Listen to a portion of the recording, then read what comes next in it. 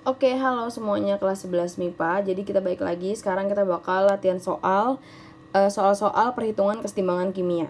Yang pertama di sini adalah, jangan lupa ya, tadi konsepnya adalah produk bagi reaktan dipangkatkan dengan koefisiennya. Terus yang boleh masuk cuma gas sama aqueous untuk yang KC, dan hanya boleh masuk yang gas untuk yang KP. Intinya itu. Oke. Jadi sekarang pertanyaan adalah yang pertama, jika disetarakan rumus tetapan kesetimbangan untuk untuk reaksi tersebut, kita buat dulu aja reaksinya. Tambah CO menghasilkan Fe plus CO2. Jangan lupa masukin aja fasanya biar kita tahu mana yang boleh dimasukin, mana yang nggak boleh dimasukin. Kita setarakan di sini Fe-nya jadi 2 kali karena di sini 2 kali sebelah kirinya.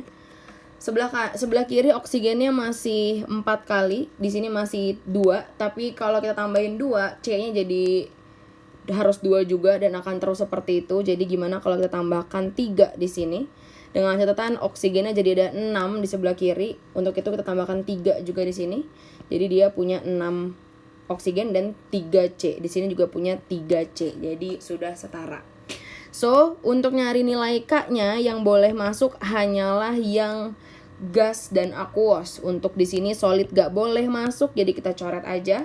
Dan produk bagi reaktan, produknya di sini adalah CO2. Jangan lupa pangkatnya 3 per CO.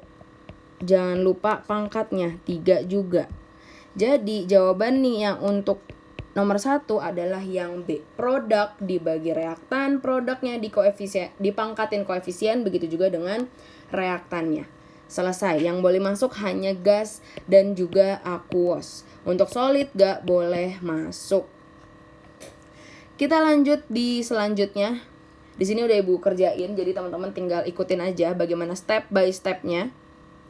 Ke dalam ruangan tertutup dimasukkan 1 mol gas A dan 1 mol gas B. Jadi pertama kita buat dulu reaksinya, karena di sini ada reaksi katanya 2A tambah 3B A2B3. 2A tambah 3B A2B3. Masuk tuh kan, ceritanya udah masuk nih pertama. Terus ikutin instruksinya. Katanya pertama ada 1 mol gas A dan 1 mol gas B.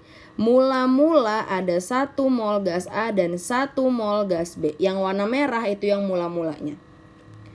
Dan dicapai kesetimbangan masih terdapat 0,25 mol gas B. Saat tercapai kesetimbangan berarti mula-mula reaksi setimbang. Di sini maksudnya adalah setimbang ya. Kita ubah bukan sisa tapi setimbang. Setimbangnya adalah masih terdapat 0,25 mol gas B. Berarti di gas B ada 0,25. Nah, ini warnanya merah lagi. Kalau volume ruangan adalah 1 liter atau 1 desimeter kubik, maka tetapan kesetimbangannya berapa? Kalau di sini diketahui ada 0,25, teman-teman bakal tahu di sini adalah 0,75. Jadi pertama tahu adalah yang ini, 0,75. Kenapa? Karena awalnya 1, sisanya 0,25. Berarti yang berkurang adalah 0,75. Selanjutnya yang ini tadinya masih nggak ada nih ceritanya. 0,75 untuk koefisien 3. Berarti satunya berapa? Berarti 0,75 untuk koefisien 3, satunya adalah 0,25. So, 0,25-nya kamu kali ke sini. Didapatkanlah 0,5. Nggak cuma itu, 0,25 juga kamu kali ke sini. Untuk itu dapat 0,25. Jadi 0,25 kali 2 sama dengan 0,5. 0,25 kali 1 sama dengan 0,25. Kurangin di sini, kurang di sini tambah, by the way di sini tambah ya. Cuma karena atasnya adalah tidak ada apa-apa jadi tetap 0,25. 1 kurang 0,5 0,5. 1 kurang 0,75 tadi udah dapat pertama. 0,25 kurang 0,5 0,25 sisanya adalah 0,25. Ini Ibu bagi 1 liter karena ingat yang dimasukin ke dalam rumus KC adalah konsentrasi. Dan konsentrasi sama dengan mol per liter atau per volume. Di sini volumenya katanya 1 liter, jadi jangan lupa. Kebetulan ini 1 liter, kalau 2 kan lumayan ya, jadi lumayan salah kalau misalkan kalau lupa dibagi. Lanjut kita masuk ke nilai KC-nya. Maka nilai KC-nya adalah produk dibagi reaktan. Produknya A2B3, reaktannya A pangkat 2 karena ada koefisiennya 2, dan B pangkat 3, B pangkat 3. Kita masukin. Data kita masukin A2B3. Yang dimasukin tuh yang setimbangnya teman-teman ya. Yang setimbangnya, bukan yang reaksinya.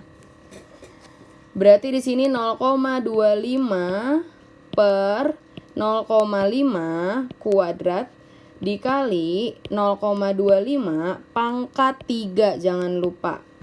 Terus nih Ibu coret 0,25 dengan salah satu 0,25 yang ada di sini. Jadi sisa tinggal 2. Selanjutnya ini kita kalikan saja karena sama-sama pangkat 2. Kita kalikan jadi 0,125 pangkat 2. 125 adalah 1/8. Jadi kita pangkatin 2 karena di sini ada pangkat 2. Kita turunin. 1/8 pangkat 2 adalah 1/164. Berarti 64-nya langsung naikin ke atas aja jadi 64. So, jawabannya adalah yang C, 64. Oke, jadi di sini kita buat dulu reaksinya, pastikan dia udah setara. Kemudian masukkan data mula-mulanya karena informasi pertama adalah data mula-mulanya. Kemudian ikutin kata soalnya. Kalau dia bilang ada 0,25 mol gas B di keadaan setimbang, berarti masukin dulu ini 0,25-nya. Yang lainnya mengikuti. Oh, berarti 0,25, berarti di sini yang dapat duluan 0,75. Udah pasti dia pereaksi pembatas karena dia doang informasinya. Jangan lupa dicari dulu pereaksi pembatasnya berapa, kamu kali ke semua koefisien yang ada, masukin data setimbang yang sudah dibagi dengan volume, baru boleh masukin ke data KC. Seperti itu. Kita lanjut sekarang nomor yang selanjutnya. Di sini ada 0,1 mol HI dimasukkan dalam 1 liter. Oke, berarti ini mula-mulanya HI ya. Dan ini ada volume dengan reaksinya seperti ini. 2HI menghasilkan H2 plus I2. Mula-mulanya hanya 0,1. Kita masukin datanya di sebelah sini. Di sini masih kosong. Kemudian setelah tercapai kesetimbangan, I2 yang terbentuk 0,02 mol. Berarti setimbang terdapat 0,02 mol I2. Di sini warnanya merah. Yang menunjukkan berarti pasti reaksinya I2 juga 0,02. Karena ini sama. Ini kan masih 0 di sini kan. Kalau di sini 0,02 dan koefisien mereka di sini sama-sama 1, maka di sini juga 0,02 karena sebanding. Karena di sini koefisiennya 2, maka di sini jadi 0,04. Karena 0,02 untuk 1, maka kalau untuk 2 adalah 0,04. Jangan lupa untuk dikurang dan ini dijumlah. 0,1 kurang 0,4, 0,06. Ini turun aja, ini juga turun aja. Jangan lupa dibagi volume dulu, bagi 1 liter, bagi 1 liter, bagi 1 liter. Masukin nilai KC-nya ini bagi ini, maka di sini kita masukin ini per kali ini dibagi ini. Koefisiennya jangan lupa masukin di sebelah sini. Ya, jadi 0,02, 0,02, 0,02, 0,06 kuadrat. Ini sama aja 4 dikali 10 pangkat min 4 per 36 dikali 10 pangkat min 4. 4-nya kita coret, tinggal 4/36, 1/9 yaitu 0,111 yang setara dengan 1,1 dikali 10 pangkat min 1. So, jawabannya adalah yang B. Jadi selain kimia, kamu juga harus mulai melatih skill dalam perhitungan eksponen ya untuk soal-soal kesetimbangan. Oke, kalau emang kamu ngerasa ini video kecepatan, kamu bisa di playback lagi aja karena ini YouTube ya, bukan Google Meet, jadi santai aja. Kita lanjutin lagi yuk ke soal yang berikutnya. Di sini ada reaksi CO tambah H2O menghasilkan CO2 plus H2. Buat aja dulu reaksinya. Bila 1 mol CO dan 1 mol H2O, masukin datanya mula-mula 1 mol CO, 1 mol H2O. Direaksikan sampai terjadi kesetimbangan. Pada saat tersebut masih tersisa 0,2 mol CO. Berarti di sini ada 0,2 mol CO. Maka tetapannya berapa? Kalau udah ketemu di sini 0,2, pasti di sini 0,8 dong. Logikanya. Kalau mula-mulanya 1, sisanya 0,2, maka yang bereaksi pasti 0,8.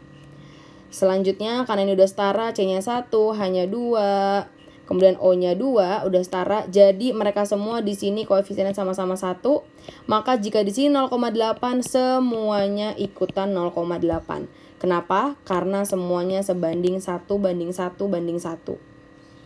Yang tanya nilai KC. KC jangan lupa produk bagi reaktan. Produknya ini, reaktannya ini.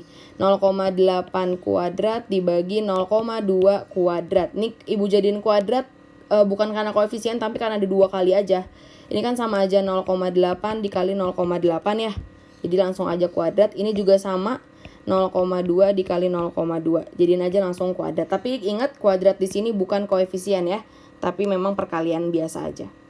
Ini kita sederhanain aja, 0-nya hilangin jadi 8/2 kuadrat ya. Sehingga jawabannya 8/2 aja 4 pangkat 2 adalah 16. Boleh pakai cara seperti ini atau lebih sederhana lagi boleh.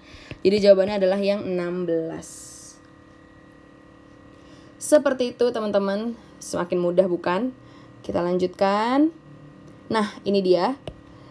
Diketahui reaksi 2A, B, C, D ya. Kita buat dulu reaksinya. Di sini ada 2A dalam kurung solid, B dalam kurung liquid menghasilkan 3C dalam kurung solid dan 2D dalam fase gas.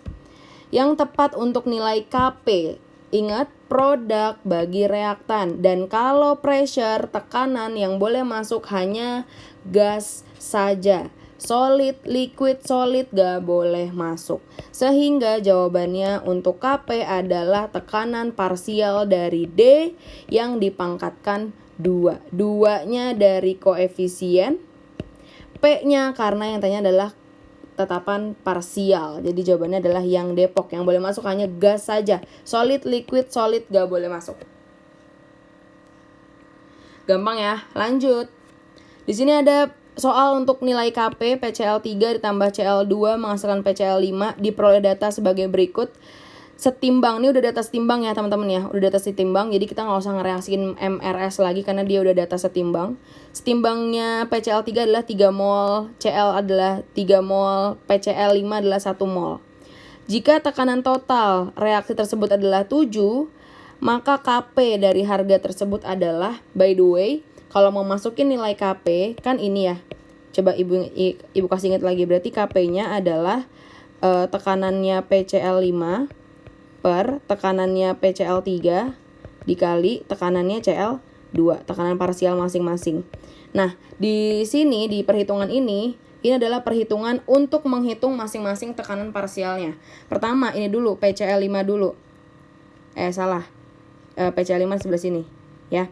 PCl5 di sini ada mol yang diketahui mol yang ditanya, karena yang tanya adalah PCl5, jadi masukin molnya yaitu 1. Kemudian dibagi 7. 7 dari mana? 7 di sini adalah mol total. 3 tambah 3 tambah 1 adalah 7. Jadi per 7. Dikali 7. 7 di sini maksudnya adalah 7 atm tekanan total. Jadi kita jangan lupa mencari tekanan parsial. Parsial sama dengan mol yang ditanya dibagi mol total dikali P total. Gitu ya. Sama juga PCl3 pakai di sini. PCl3 tuh koefisien molnya 3, jadi 3 per 7. 7 di sini dari sini dan 7 di sini dari sini. PCl2 juga sama, Cl2 di sini 3, jadi atasnya 3 per 7. 7-nya dari sini, mol total dan dikali P totalnya juga 7. Jadi hasilnya 331 tetap. Maka nilai Kp-nya adalah PCl5 sebagai reaktan dibagi sebagai produk, PCl5 sebagai produk 1 dibagi reaktannya 3 kali 3 di sini ya. Jadi hasilnya 1/9. Jawabannya yang A. Seperti itu. Dapat dipahami ya. Jadi teman-teman jangan lupa kalau nyari nilai Kp, konsepnya sama, produk dibagi reaktan, hanya saja kamu memerlukan step awal dulu, yaitu mencari nilai tekanan parsialnya dengan cara seperti ini.